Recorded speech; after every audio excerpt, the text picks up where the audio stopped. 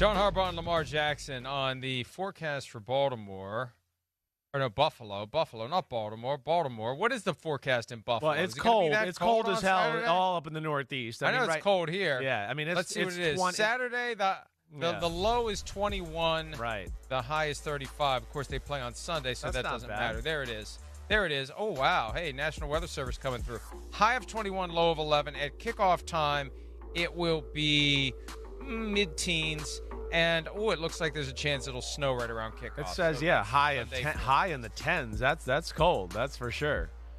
It shouldn't matter, Mike. I mean, I don't know how much you've been watching Hard Knocks. And again, we've talked about this a lot. It's cold in Baltimore right now. So they're not going to be like, oh, my gosh, it's 4 degrees colder here than Baltimore. We can't handle this. They showed practice from last week. You were dealing with the snow and the cold spell down there in West Virginia.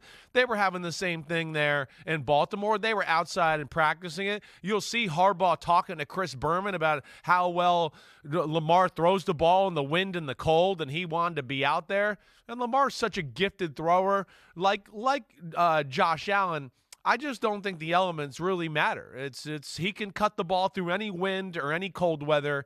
So I'm excited for the look of the football game, and I don't think it's going to affect them very much as far as that's concerned. I saw the wind blowing Berman, who is not a small human being. That's how windy you saw it was that right? And I'm not going to say it. I'll tell you during the break. I'm going to be nice. Okay. Zay Flowers still not practicing. He suffered that knee injury week 18 against the Cleveland Browns, missed the wild card win over the Pittsburgh Steelers. He led the Ravens with 74 catches and 1,059 yards during the regular season. Now, yesterday when the news came through that they had claimed Diontae Johnson on waivers, Diontae Johnson, I think, it's easier to list the teams he hasn't played for than the teams he has played for this year. He's been passed around. The Ravens cut him after he refused to play in a game. They suspended him for a game for conduct detrimental to the team. Then when he came back, they cut him. The Texans claimed him on waivers. He was there 2 games. Then he's waived, and the last team you'd think would claim him is the Ravens, but they did. Why? Not to get him back on the roster, because he wouldn't even be on the roster until after the Super Bowl at this point. But if he leaves in free agency, they get credit for his departure in that complicated compensatory draft pick formula. They're always playing chess when everyone else is playing checkers when it comes to contract acquisition and management in connection with maximizing compensatory draft. Yeah, it's brilliant. It's smart. It is. I mean, he's not going to be back there with Baltimore, but he's got enough talent that somebody's going to kick the tires on Diontae Johnson and go, hey, we're a little thin at the wide receiver position, or we could use somebody, and they'll try to sign him, certainly. But I don't think, again, when you have a list like that, and the Steelers weren't even on that list, prior to trading him to the Carolina Panthers, there's going to be a number of teams in football that are going to be like, they're just going to look at the list and go, I want nothing to do with this guy, right? But somebody out there, he'll have a few teams certainly that are interested in him. And then, back to the Zay Flowers thing, Mike, just real quick. It's a big deal. I mean, Zay Flowers, if he can't play this weekend, is a big deal. It'll be huge for Buffalo. We know Buffalo has issues stopping the run. I've said this before, and I know when you're getting ready to play the 49ers and you're willing to say they're going to probably run for 200 yards against you, that means you can't stop the run.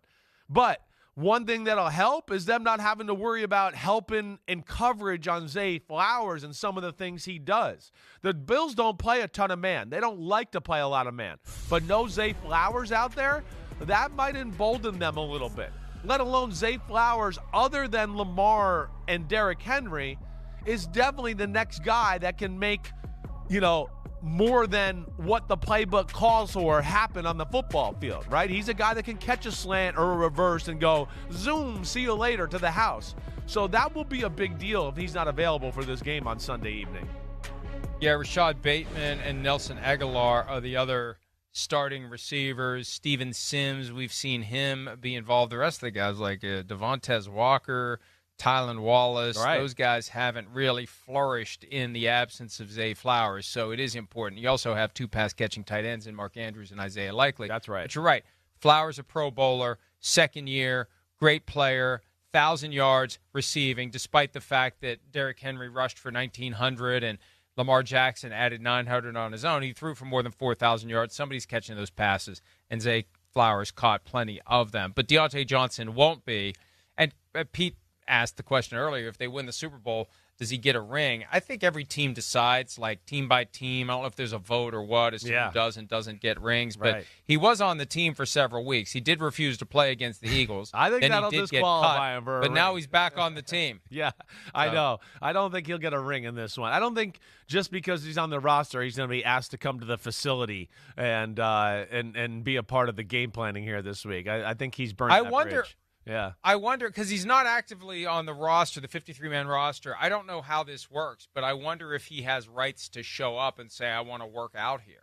Yeah. No, you're right. That'd be interesting. I don't know there. I mean, because if I get injured working out, I want it to happen on team facilities because then I'm eligible for benefits under the CBA or whatever. I don't know that he wants to go back, but he is on the team now. He's not on the roster. They do have his rights, and if he leaves in free agency during that window, because the window closes right after the draft, I think. During that window where it counts, if somebody signs him, the Ravens get credit for compensatory draft picks in 2026. Hi, it's Mike Florio. Thanks for watching PFT on YouTube. Hit subscribe for the latest news and analysis from Pro Football Talk.